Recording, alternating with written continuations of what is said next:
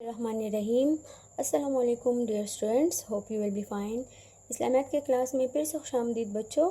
پیارے بچوں، آج ہم اسلامیات کا لیکچر نمبر 14 پڑھیں گے، جس میں آپ کا لیسن سبق ہے بابی دوم کا سبق نمبر 4، ٹھیک ہے، اور اس کا ٹاپک ہے بندوں کی حقوق۔ پیارے بچوں، آج ہم بندوں کے حقوق کے بارے میں پڑھیں گے۔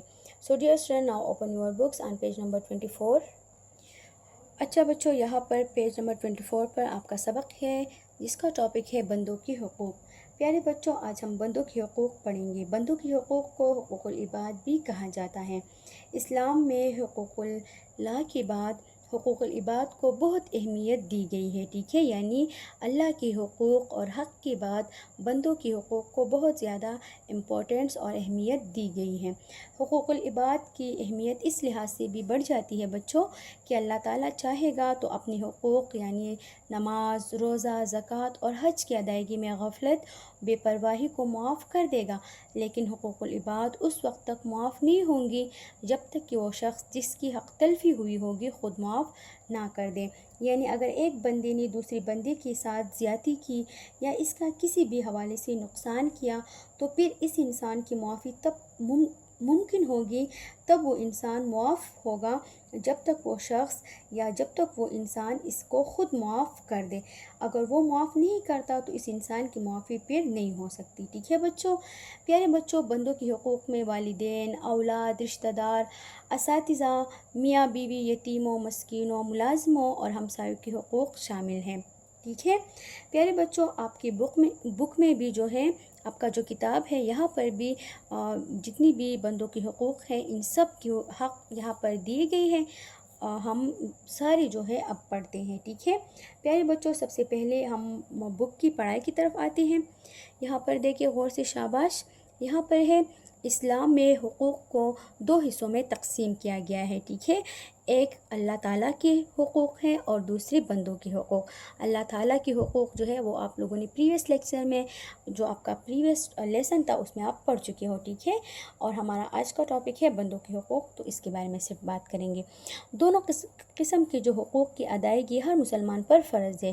بندوں کے حقوق سے مراد ہے کہ ایک انسان دوسرے انسان سے اللہ کے حکم کے مطابق پیش آئے، یعنی اللہ تعالیٰ کے حکم کے مطابق ایک انسان کے دوسرے انسان پر جو حق ہے وہ ادا کی جائے۔ اللہ تعالیٰ چاہے تو اپنے حقوق یا جو حق ہے اللہ تعالیٰ کے، یعنی عبادات جتنی بھی ہے، میں نے آپ کو ابھی بتایا، ٹھیک ہے، نماز ہے، روزہ ہے، زکوٰۃ ہے، حج ہے، یہ ساری جو عبادات ہیں اس کی ادائیگی میں غفلت اور بے پرواہی کو معاف کر دے، لیکن بندے کی حقوق اس وقت تک معاف نہ ہوں گے جب تک بندہ خود معاف نہ کر دے، ٹھیک ہے۔ اگر ایک انسان دوسرے انسان کو اپنا حق بخش دیتا ہے، معاف کر دیتا ہے تو معاف ہو جاتا ہے، لیکن اگر نہیں کرتا تو وہ پھر معاف نہیں ہو سکتے۔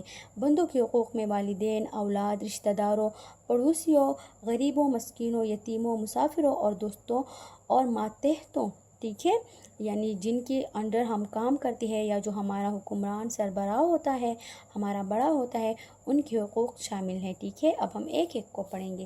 پیارے بچوں، سب سے پہلے پڑھیں گے والدین کے حقوق۔ دنیا میں انسان کا سب سے پہلا اور بڑا تعلق والدین سے ہے۔ اسلام نے اللہ تعالیٰ کے حق کے بعد بچوں سب سے بڑا حق والدین کا بتایا ہے، ٹھیک ہے۔ والدین کا یہ حق ہے کہ ان کا کہنا مانا جائے، وہ جو بھی بات کرے ان کی بات کو مانا جائے، ان کی ضروریات کا خیال رکھا جائے، ٹھیک ہے، ان کی خدمت کرنے میں کوئی کسر اٹھانا رکھی جائے، بڑھاپے میں خاص طور پر ان کے ساتھ نہایت ادب سے پیش آنا چاہیے۔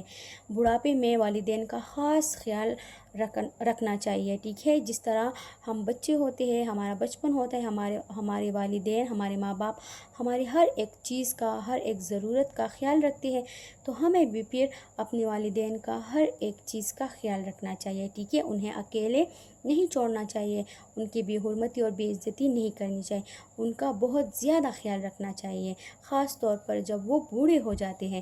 قرآن مجید میں اللہ تعالیٰ کا ارشاد ہے، وَبِالْوَالِدَيْنِ إِحْسَانًا، ترجمہ، اور اپنے والدین کے ساتھ نیک سلوک کرو، اچھا سلوک کرو، اس کے ساتھ تیز آواز میں بھی بات نہ کرو، ٹھیک ہے، اس کا ہر حکم مان لیا کرو۔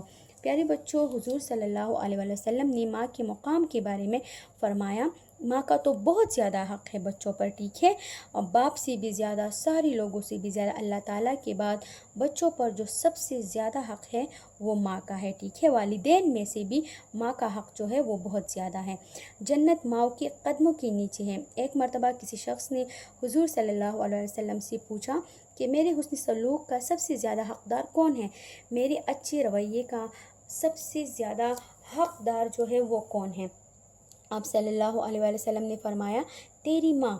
پھر اس نے پوچھا کہ اس کے بعد کون ہے؟ تو آپ صلی اللہ علیہ وسلم نے فرمایا کہ تیری ماں۔ تیسری مرتبہ پھر یہی سوال کیا اور آپ صلی اللہ علیہ وسلم نے یہی جواب دیا کہ پہلا حق بھی تمہاری ماں کا ہے، دوسرا بھی اور تیسرا بھی، ٹھیک ہے، یعنی 3 حق جو ہے وہ ماں کے ہوتے ہیں۔ جب چوتھی مرتبہ اس نے یہی سوال کیا تو آپ صلی اللہ علیہ وسلم نے فرمایا کہ تیرا باپ۔ پھر چوتھا حق جو ہے وہ باپ کا آتا ہے۔ تو اتنا بڑا جو مقام ہے اور جو حق ہے وہ ماں کا ہے۔ ایک دوسرے موقع پر فرمایا اللہ تعالیٰ کی رضامندی ماں باپ کی خوشی میں ہے، ٹھیک ہے۔ اللہ تعالیٰ انسان سے تب راضی ہوتا ہے جب اس کے والدین، اس کے ماں باپ اس انسان سے راضی ہوتے ہیں، اور اللہ تعالیٰ کا غصہ ماں باپ کے غصے میں پوشیدہ ہوتا ہے۔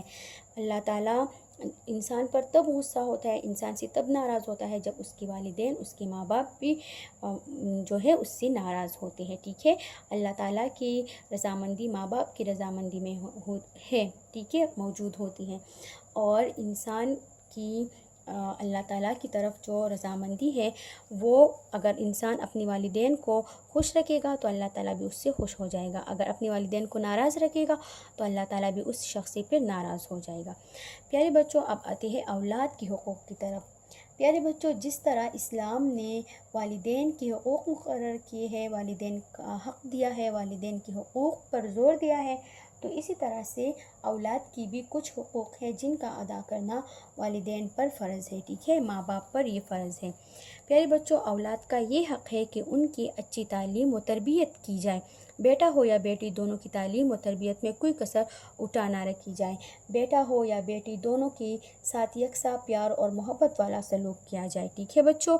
بیٹے کے لیے زیادہ اور بیٹی کے لیے کم نہ ہو کہ یہ میرا بیٹا ہے تو اس کے لیے سب کچھ اور بیٹی ہے تو کچھ نہیں۔ دونوں کے لیے ایک جیسا پیار، ایک جیسی تعلیم، ایک جیسی لباس، خوراک، سب کچھ جو ہے وہ یکساں برابر ہونی چاہیے، یعنی اس میں فرق نہ ہو۔ آپ صلی اللہ علیہ وسلم نے ایک مرتبہ فرمایا کہ والد اپنی اولاد کو، پیج نمبر 26 پر دیکھے بچوں، یہاں پر باقی سبق ہے، ابھی یہ پڑھتے ہیں، ٹھیک ہے۔